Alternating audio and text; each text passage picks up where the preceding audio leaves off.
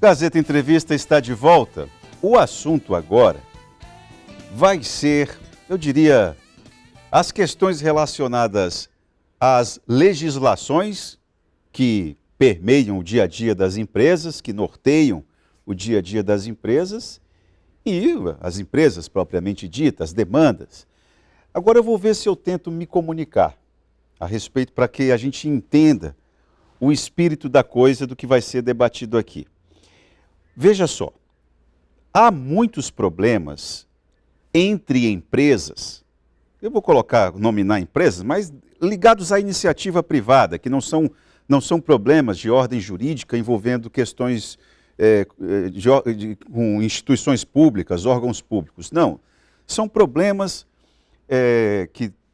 que a própria iniciativa privada fomenta, né? Então, uma empresa que tem um problema com outra empresa, e aí uma se sente prejudicada pela outra, ambas contratam advogados que acionam a justiça. E às vezes, esses problemas envolvendo empresas demoram muito tempo, porque também depende do tamanho de cada empresa, dos interesses, o dinheiro envolvido, então o jogo de interesses, tem de tudo, né? Então, às vezes, a justiça, para julgar um problema que está estabelecido, demora muito. E a iniciativa privada, ela é apressada por natureza, porque ela precisa garantir o dinheirinho. Então, tempo é dinheiro mesmo. Então, não pode perder muito tempo com questões relacionadas à burocracia, ao tempo da justiça. Aí, o que foi que se criou? Não é uma invenção brasileira, isso já existe, principalmente em países onde a iniciativa privada é muito forte. Criaram uma espécie, claro que eu vou pedir o perdão e a licença, né, de quem entende de legislação, entende de lei, juízes, desembargadores que estejam assistindo, eu vou pedir licença.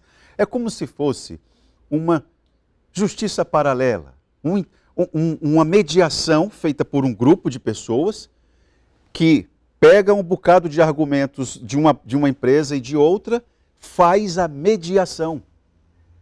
Agora, claro, essa mediação, o que esse grupo entende que seja bom para as duas partes, eles apresentam à justiça.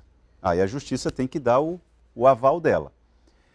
É sobre esse trabalho de mediação que nós vamos conversar agora. São as câmaras de arbitragem, de mediação e arbitragem. Eu vou conversar agora, dividir a tela com o advogado Giliardi Nobre. Giliardi, boa tarde, seja bem-vindo aqui mais uma vez ao Gazeta Entrevista. Eu não sei, Giliardi, se eu conceituei bem o espírito da coisa, mas se eu não acertei, eu bati na trave, né? Bateu na trave, foi justamente na trave. Foi certinho, foi mais ou menos certo, né? Então, eu quero que... Primeiramente... Ô Giliardi, faz o seguinte, então... Deixa eu responder o teu boa tarde. Perdão, boa tarde, vamos lá. Boa tarde, sempre um prazer estar aqui no Gazeta Entrevista, né? Gosto muito, fico muito honrado quando sou convidado. E hoje, de maneira especial, para falar de mediação e arbitragem, que é um tema que eu gosto bastante, né? Depois do direito empresarial e direito tributário, é um tema que eu gosto muito. É um tema que foi base da minha investigação de mestrado e que agora eu tenho um desafio novo aí, que eu vou falar durante a nossa conversa aqui, que é justamente tentar difundir aqui a mediação e a arbitragem aqui no nosso estado do Acre. Então, vamos lá, ô Giliardi, vamos começar. Eu vou pedir para que você faça as correções necessárias a respeito do que foi dito, e aí eu já aproveito e emendo a minha pergunta. Por que você pensa que formatar a Câmara de Mediação e Arbitragem aqui no estado do Acre é importante, onde a iniciativa privada ainda é tão incipiente? Bem, vamos lá. Vamos primeiro aqui fazer uma contextualização que eu acho necessária, tá? Que é do ponto de vista assim do que seria acesso à justiça, né? Você pontuou aí de conflitos entre empresas, mas vamos falar do cidadão normal mesmo, aquele cidadão que tem um problema e que precisa levar à justiça. É claro que nós tivemos aí, ao longo da história, grandes avanços na prestação jurisdicional, que é justamente a justiça funcionar, né? Desde a emenda 45, que nós tivemos aí, principalmente, incluído na Constituição Federal, o princípio da celeridade processual, de fazer que a prestação jurisdicional seja de qualidade e seja também célere. Então, quando nós falamos em acesso à justiça, o que é que quer dizer? Quer dizer que eu, você, qualquer pessoa que tem algum problema, que tem alguma pretensão resistida, né, usando um termo que a gente fala muito na faculdade de Direito, né, pretensão resistida, essa pessoa possa se socorrer do poder judiciário, do poder estatal, para que o poder judiciário possa fazer a prestação jurisdicional, que nada mais é do que dizer o direito, dizer se você tem razão ou se você não tem razão. Se a sua pretensão resistida ela está sendo justamente resistida ou injustamente resistida. É isso que significa acesso à justiça. Você poder chegar ao tribunal, chegar à instância jurisdicional e receber aquilo que você acha que tem direito, ou que o seu direito está sendo tolhido, ser restaurado. Só que nós sabemos que por uma questão aí, talvez muitos processos, né? Eu tenho um dado aqui para falar que eu acho importante. Desde que foi criado o Conselho Nacional de Justiça, o CNJ, né, eles fazem uma métrica e todos os anos eles apresentam um relatório chamado Justiça em Números. O Justiça em Números de 2019, eu confesso que eu não vi o de 2020, ele apresentou um relatório de demandas, processos nos tribunais brasileiros de mais de 106 milhões de ações em tramitação. Sendo que dessas ações, desses mais de 106 milhões, cerca de 30% eram casos novos e mais de 70%, na verdade, de casos pendentes, ou seja, casos que já estavam correndo há muito tempo e que não chegaram a ser resolvidos. Então, se nós considerarmos que estes números são pessoas, são empresas, são cidadãos que chegaram, tiveram um problema e levaram à justiça, significa dizer que essas pessoas estão ali esperando o seu problema, a sua justiça ser feita e ainda não tiveram realização.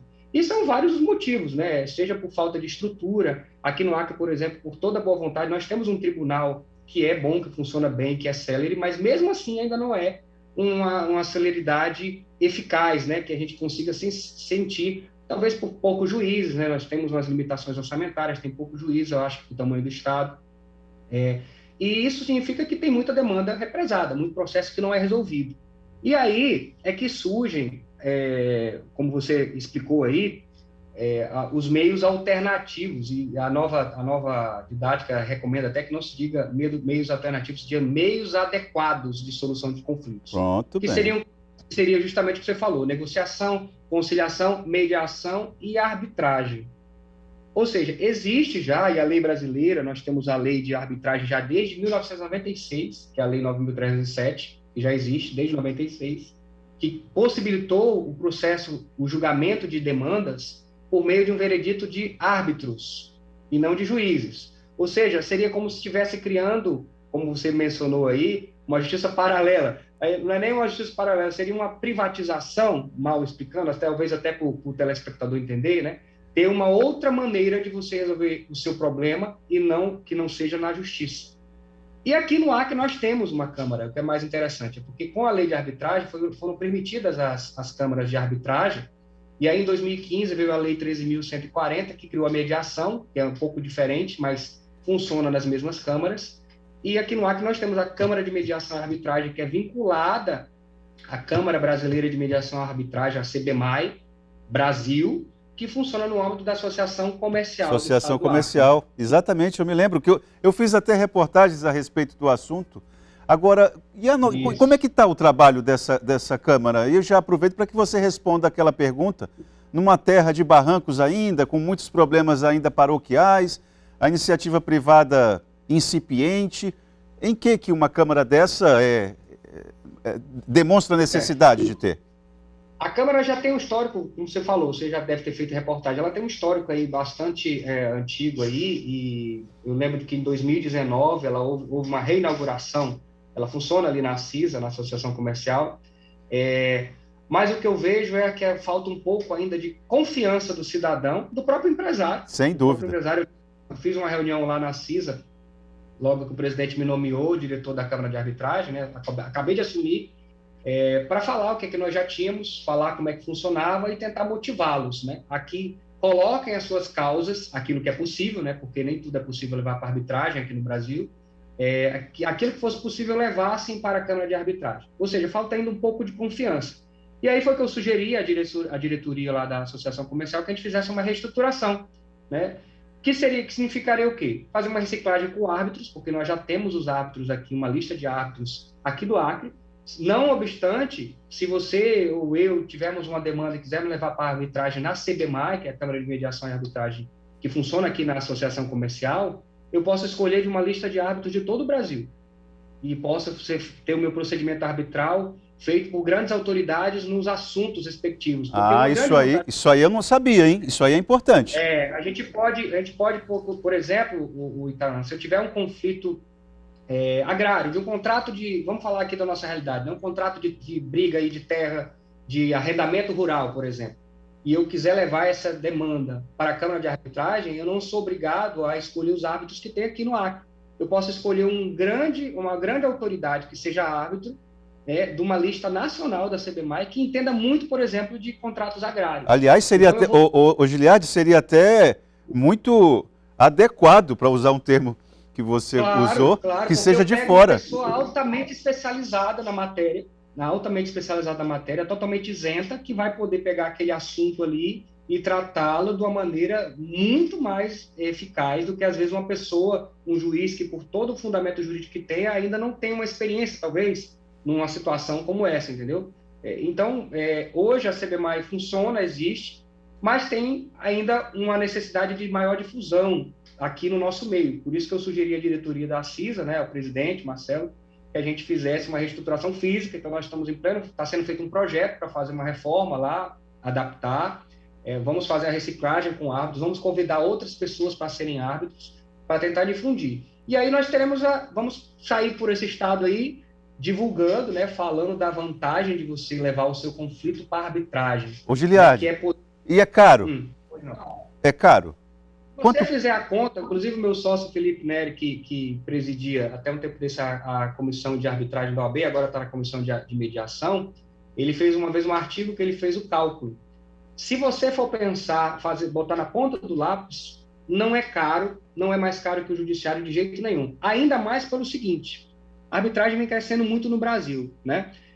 Enquanto que um processo judicial pode durar, em média, 10 anos para ser resolvido, um processo pela via arbitral demora, em média, 1 ano e 2 meses aqui no Brasil. Só por aí você já vê que não é caro, porque se eu vou resolver mais rápido, o fator tempo, que para todos nós é um ativo assim, intangível, né? Um ativo de valor intangível, ele pesa bastante. Então, o procedimento arbitral ele não é tão caro comparado com o judiciário e ainda tem essa vantagem de ser mais rápido. Então, ele se torna ainda mais barato se você for considerar o tempo que você não vai perder, né? Que você vai deixar de dar com a briga. Giliardi, outra coisa que eu preciso tirar essa dúvida com você. Vamos supor que a empresa A e a empresa B estejam em um litígio, em um problema que precisa ser resolvido imediato. Aí, a Câmara de Mediação, de Arbitragem, chega a um veredito, chega a uma definição. Aí, a parte que se sentir prejudicada, que achou que aquilo ali, que ela se deu mal pela definição da Câmara, aí ela pode acionar a Justiça.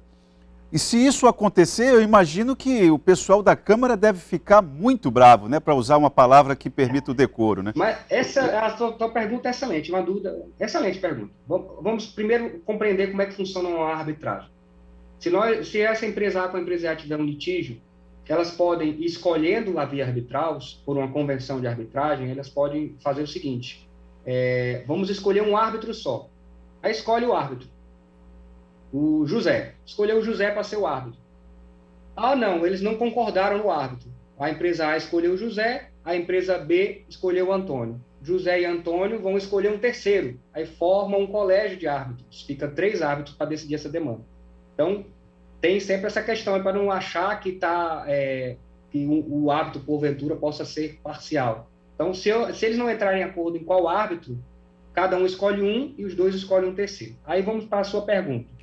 Se houver a decisão após todo o procedimento arbitral, que é um procedimento que vai ter instrução, vai ter audiência, como tem na justiça, normalmente. Vai ter uma prévia, que é a mediação, que é diferente da conciliação. As técnicas de mediação são muito mais rebuscadas, né? São muito mais rebuscadas do que simplesmente dizer, tem acordo? Não tem, que é o que é a conciliação. E está aí a diferença, né? A mediação não. Ela vai olhar o que é que a empresa A está interessada, o que é que a empresa B está interessada, vai tentar afastar os interesses das posições, que às vezes o que impede um entendimento é a posição e não o interesse, e vai tentar conciliar os interesses, isso que é a mediação.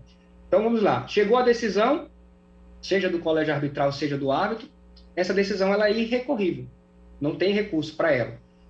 Então eu vou poder anular na justiça? A não ser, eu vou, não, pelo princípio de acesso à justiça, que é amplo, nada pode afastar a apreciação judiciária, eu posso muito bem reclamar, dizer, olha, essa decisão aqui foi nula por isso, e tentar anular aquele procedimento arbitral, mas possivelmente não terá sucesso, porque se todos tiverem escolhido a arbitragem, tiver tudo certinho, né, tem os requisitos para serem feitos, isso não será possível. Agora, a execução da decisão arbitral, ela é na justiça, porque a arbitragem ela não tem o poder de, por exemplo, se for decidido, um exemplo aqui, decidido em torno de uma dívida, o árbitro não tem o poder de ir lá e penhorar as contas, por exemplo, do devedor. Entendi. Digamos aí que vai para a justiça a execução. O colégio de árbitros ou o árbitro, ele, digamos assim, ele define o espírito da coisa. Agora, a coisa em si, a execução dela, está com a justiça ainda. Perfeito. Giliardi, se houver boa vontade, né, havendo a decisão arbitral, houver boa vontade de todos, que é isso que eu acho que deve acontecer em todo litígio, tem essa grande vantagem de ser irrecorrível. Vocês decidiram o árbitro, escolheram o árbitro disse o que é, por que eu vou recorrer? Por que eu vou ficar brigando? Então, não tem mais recurso. Exatamente. Bom, Giliardi, o nosso tempo acabou. Espero que você consiga aí nessa nova missão reestruturar aí na CISA a Câmara. Espero que a nossa iniciativa privada traga bons problemas para você, porque de uma maneira ou de outra, uma Câmara muito ativa significa que nós temos uma atividade empresarial ativa também. Todo mundo quer isso, são os bons problemas do crescimento. Muito obrigado, viu, pela tua participação aqui no Gazeta Entrevista. Agradeço a oportunidade. Bom, e esse foi o Gazeta Entrevista de hoje. Lembrando que o terceiro bloco do programa é sempre um oferecimento da Verágua, a água mineral dos acrianos. Nós voltamos amanhã.